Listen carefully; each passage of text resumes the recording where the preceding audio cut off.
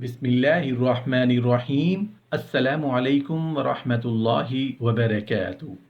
کچا پیاز کھانے کی سزا، کچا پیاز کھانے کے نقصان۔ محترم ناظرین، دنیا میں جو کچھ بھی اللہ پاک نے بنایا، ڈائریکٹ یا انڈائریکٹ، اس کا فائدہ انسان کو ہی ہوتا ہے۔ لیکن اللہ پاک نے قرآن میں اور رسول اللہ صلی اللہ علیہ وآلہ وسلم نے حدیث میں بتا دیا کہ کچھ چیزیں حلال ہیں اور کچھ چیزیں حرام ہیں۔ لیکن کچھ چیزیں حلال ہونے کے باوجود کچھ موقعوں پر حرام بھی ہو جاتی ہیں۔ جیسے بیوی شوہر کے لیے حلال ہے، مگر ایام حیض و نفاس میں بیوی سے تعلق قائم کرنا حرام ہے۔ پینے والی چیزوں میں پانی حلال ہے، لیکن شراب حرام ہے۔ کھانا حلال ہے، روٹی حلال ہے، مگر ناجائز طریقے سے کمائی گئی آمدن اور اس آمدن سے خریدی گئی روٹی بھی حرام، کھانا بھی حرام ہو جاتا ہے۔ محترم ناظرین، کھانے والی چیزوں میں پیاز حلال ہے۔ یہ ایک نہیں، دسیوں بیماریوں کا علاج ہے۔ لیکن کچا پیاز کھا کے مسجد میں آنا، اس سے فرشتوں کو بھی تکلیف ہوتی ہے اور ساتھ کھڑے ہونے والوں کو بھی تکلیف ہوتی ہے۔ رسول اللہ صلی اللہ علیہ وآلہ وسلم نے جہاں اللہ اور اس کے رسول کو تکلیف دینے سے منع فرمایا ہے، وہاں فرمایا فرشتوں کو بھی تکلیف نہ دیا کرو، کیونکہ فرشتوں کو بھی تکلیف ہوتی ہے۔ آپ صلی اللہ علیہ وآلہ وسلم نے فرمایا، جو کچا پیاز اور تھوم یعنی لہسن استعمال کر کے مسجد آتا ہے وہ نہ آئے۔ اگر اس کو استعمال کرنا ہی ہے تو پکا کے استعمال کریں۔ کچا پیاز کھا کر آنے والا ہم سے دور رہے، ہماری نماز کی جگہ سے بھی الگ رہے، کیونکہ اس طرح انسانوں کو تکلیف ہوتی ہے، فرشتوں کو بھی تکلیف ہوتی ہے۔ حدیث میں آتا ہے، جو مسواک کر کے مسجد آتا ہے تو فرشتہ چکر لگاتا ہے۔ اگر اس نے مسواک کی ہوئی ہوتی ہے اور وہ نماز میں کھڑا ہوتا ہے، وہ قرآن پڑھنا شروع کرتا ہے تو فرشتہ آ کے اپنے ہونٹوں کو قاری یعنی قرآن پڑھنے والے کے ہونٹوں پہ رکھ دیتا ہے، اور جو بھی قرآن کی تلاوت وہ کرتا ہے وہ فرشتے کی خوراک بن جاتی ہے۔ لیکن اگر اس نے مسواک نہیں کی ہوتی تو پھر فرشتہ چکر تو لگاتا ہے، قریب نہیں آتا۔ اگر حلال چیز یعنی پیاز کھا کے اس طرح نہیں آ سکتے کہ کسی کو تکلیف ہو، تو کیا حقہ پی کے اور سگریٹ نوشی کر کے مسجد میں آ سکتے ہیں؟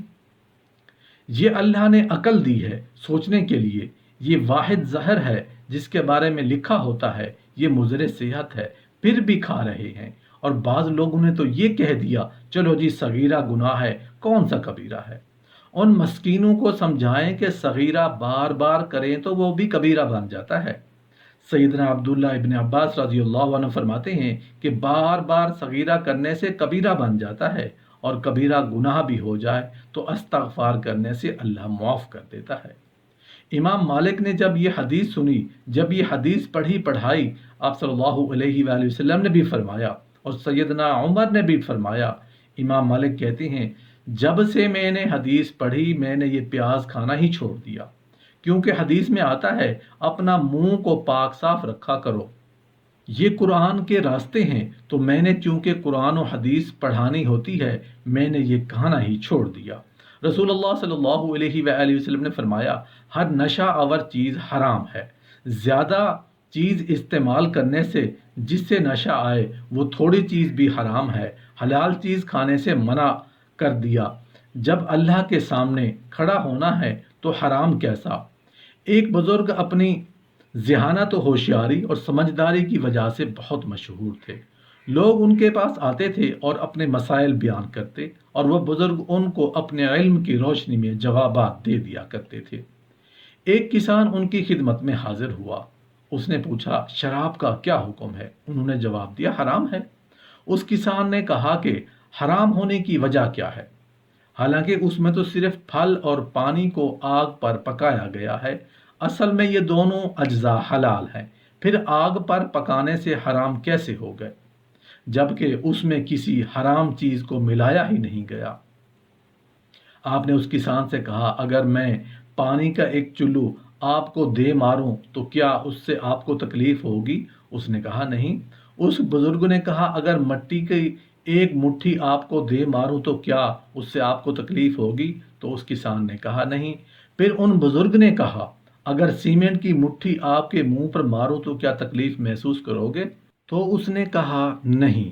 پھر اس بزرگ نے کہا اگر میں پانی اور مٹی ملا کر ایک ڈھیلا بناؤں اور وہ دھوپ میں خشک ہو جائیں تو پھر اسے اٹھا کر تمہیں دے ماروں تو کیا تکلیف ہوگی؟ اس نے کہا کیوں نہیں، ضرور ہوگی، بلکہ اس کے ذریعے تو تم میرا سر بھی پھوڑ سکتے ہو۔ اس بزرگ نے فرمایا بس یہی مثال شراب کی ہے، جب حلال اجزاء کو ملا کر اسے آگ کی آنچ دی جاتی ہے یا چھوڑ دیا جاتا ہے تو یہ شراب بن جاتی ہے، اس میں نشہ پیدا ہو جاتا ہے اور اس وجہ سے اسے حرام قرار دیا گیا ہے۔ ایک بار حضرت موسیٰ علیہ السلام کا ایک شخص پر گزر ہوا جو سجدے میں پڑا ہوا مناجات و زاری کر رہا تھا اور اس کی آنکھوں سے آنسو جاری تھے۔ اس کی حالت زار دیکھ کر حضرت موسیٰ علیہ السلام نے اللہ تعالیٰ کے حضور میں عرض کیا یا الہ العالمین، اپنے اس بندے پر رحم کر۔ اللہ تعالیٰ کا ارشاد ہوا اے موسیٰ، میں اس شخص پر کبھی رحم نہیں کروں گا اگرچہ یہ اسی طرح روتے روتے مر جائے، کیونکہ اس کا پیٹ حرام غذا سے بھرا ہوا ہے، اس کا جسم حرام کمائی کے لباس سے آراستہ ہے۔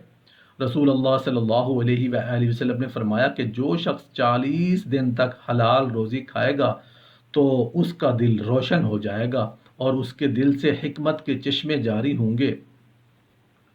اور حدیث پاک میں ہے کہ حلال روزی طلب کرنا گویا جہاد ہے۔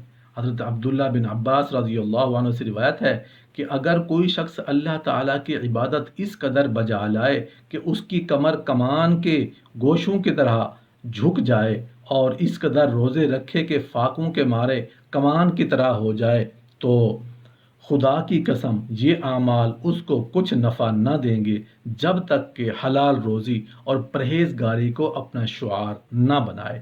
حدیث شریف میں ہے کہ جو شخص حلال روزی کھائے گا وہ داخل بہشت ہوگا۔